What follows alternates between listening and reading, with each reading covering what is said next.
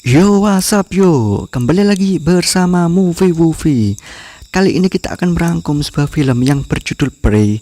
Dan tanpa banyak basa-basi, langsung saja kita sambut.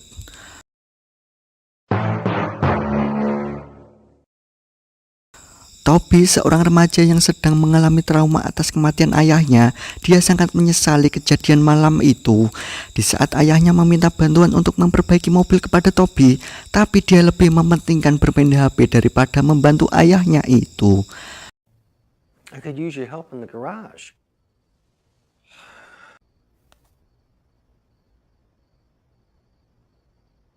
Tak lama kemudian datanglah dua orang pencuri.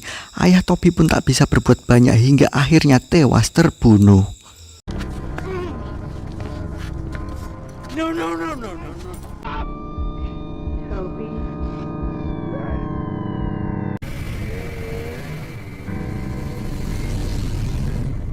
Untuk mengobati trauma itu, Toby pun mengikuti sebuah terapi yang unik. Toby mengikuti sebuah terapi yang bernama hilang temu, yang mana terapi ini adalah berkemah di sebuah pulau kosong sendirian.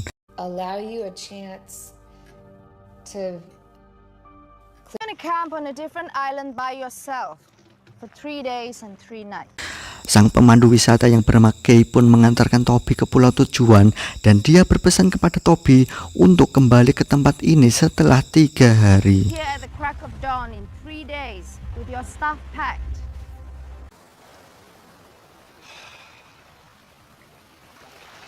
Baru saja berada di pulau itu, Toby sudah mengalami berbagai kesialan.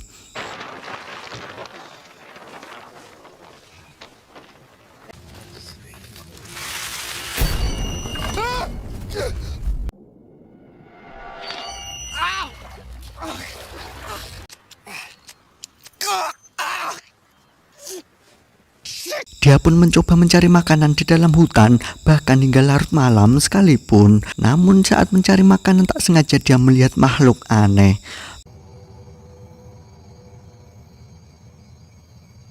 Toby langsung lari sejauh mungkin dari makhluk itu, tapi karena saking takutnya, malah Toby tiba-tiba pingsan tak sadarkan diri.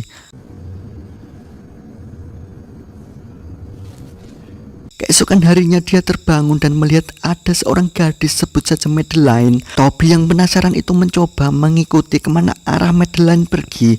Ternyata Madeline sedang berburu monyet untuk dimakan. Dia pun mengajak Toby ke sebuah gubuk dan makan monyet bakar itu sekalian. I'm part of this lost and found program. Oh, it's actually really delicious.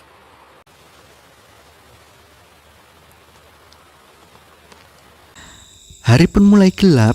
Madeline meninggalkan Toby sendirian dan menyarankan Toby untuk tinggal di gubuk itu. Stay close to the fire.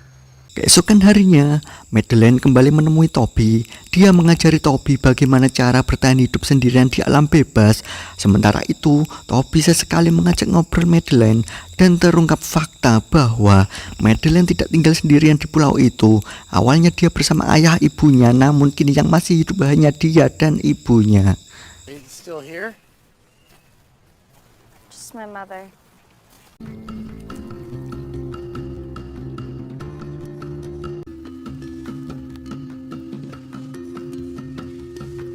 Hari pun sudah menjelang maghrib, itu artinya Madeline harus kembali ke rumahnya.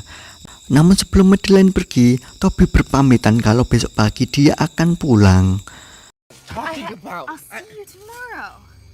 No, tomorrow I leave. Tepat jam 3 subuh, Kay menjemput Toby ke pulau itu. Tapi Toby tidak ada di tempat yang sama seperti dia datang. Kay pun mencari keberadaan Toby, tapi sayang sekali dia malah bertemu makhluk menyeramkan, dan sayang sekali Kay malah tewas. You're seriously jeopardizing the other pickups. I don't have time for all this.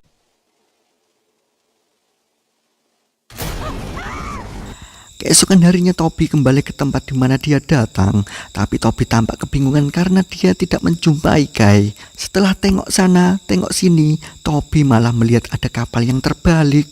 Toby pun menuju ke kapal itu, tapi alangkah kagetnya, dia malah melihat seorang wanita keluar dari kapal tersebut.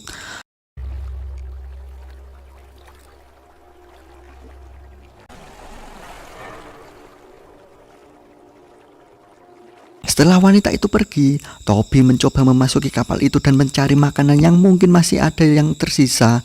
Tapi saat dia mencoba membuka pintu, tiba-tiba saja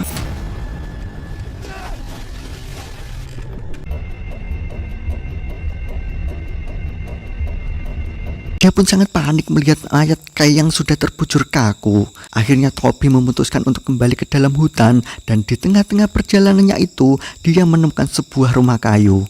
Dia pun mencoba mencari ini itu, dan alangkah kagetnya dia menemukan tasnya Kai.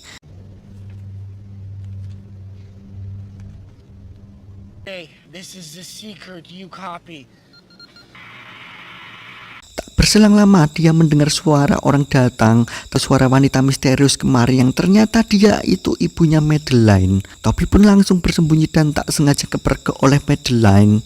Sebelum ibunya tahu keberadaan Toby, Madeline pun menyarankan Toby pergi ke pinggir pantai dan dia nanti akan menemuinya. East of the rock beach. I'll meet you there. Go. Go. Why? Because you can't. Setelah menunggu hari hingga petang, akhirnya Madeline datang menemui Toby. Toby langsung bercerita kepada Madeline tentang Kai yang telah dibunuh oleh ibunya. Madeline hanya bisa terdiam dan dia malah teringat tentang masa kecilnya, yang mana dulunya ada ayah dan adiknya di pulau itu. Hingga pada suatu malam mereka tewas bersimbah darah. Madeline percaya bahwa ibunya lah yang melakukan itu semua. And mother covered him. Esokan harinya, Toby kembali berpetualang di pulau itu. Tapi alangkah kagetnya, dia bertemu dengan temannya yang bernama Cameron. Cameron juga termasuk orang yang ikut terapi hilang temu. Doing here? Jay never showed up. Toby pun menceritakan semua yang dia alami di sana. Sementara Cameron mengajaknya kabur secepatnya dari pulau itu agar tak terjadi hal yang menyeramkan seperti yang Toby ceritakan. No boats come around here. I mean, why would they? Toby pun menyetujuinya, namun sebelum dia pergi, ia berniat mengajak juga Madeline untuk kabur. Langsung saja Toby datang ke rumahnya Madeline, tapi anehnya dia tidak menemukan Madeline dan justru aksinya kepergok oleh ibunya. Okay, let me go. Okay, Toby yang ketakutan itu langsung lari menuju hutan dan untungnya ibu Madeline terkena jebakan yang telah ia pasang kemarin.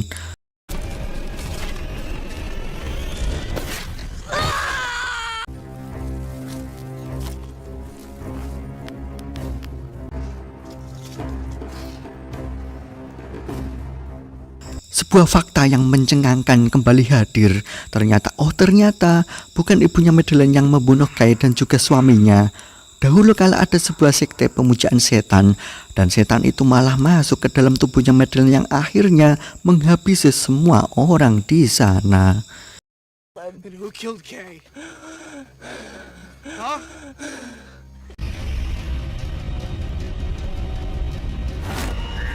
Madeline pun memberikan sebuah jimat yang mana itu berguna untuk mengusir setan tersebut.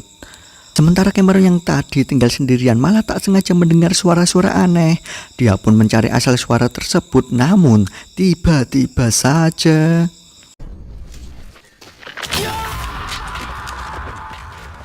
tak lama kemudian Toby pun menemukan jejak darahnya Cameron, dan benar saja di sana dia juga bertemu Madeline yang telah berubah menjadi monster. Toby pun langsung melumpuhkan Madeline dan juga tidak lupa memberikan jimat yang tadi dia bawa. Tanpa basa-basi, Toby langsung pergi menuju mercusuar dan membawa bensin yang dia ambil dari rumah Madeline.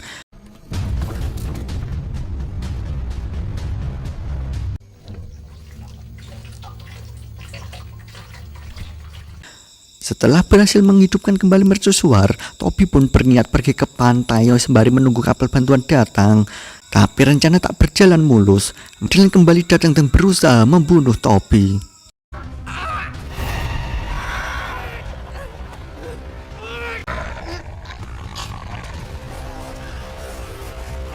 Untung saja Toby berhasil meloloskan diri dan kini dia membakar sisa bensin yang ia bawa. Tak lama kemudian wujud asli Madeline pun kembali seperti semula. Namun kali ini Toby lebih memilih meninggalkannya di tempat itu daripada mengajaknya pergi dari pulau tersebut. Di akhir cerita memperlihatkan sebuah kapal datang ke pulau tersebut dan ternyata yang menaiki kapal itu adalah Madeline.